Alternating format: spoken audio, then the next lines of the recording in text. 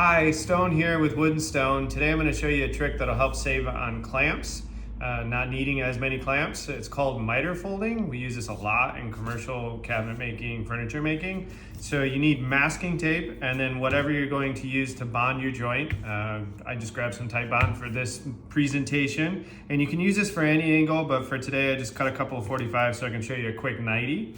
So what you do is you put the 2 points together, and you're going to take masking tape, put it on there, tear it, and then what you want to do is bond it to one side, and then if you look real close, you'll see it get a little bit of a stretch. That is pulling those 2 points really nice and tight together. You flip it over, put your wood glue in.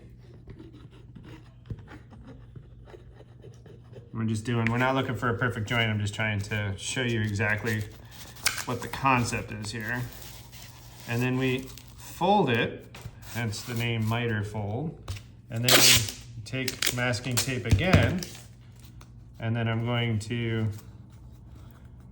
push it over here. And then again, we're looking for a good stretch, but we're not trying to break that joint. Holds it on one side,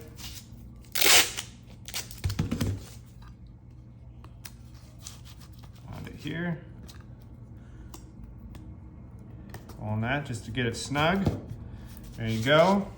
Remember to clean up your glue when it's wet. It's much easier to do that, especially on the inside corners. Those are always the biggest pain to clean up when you're sanding.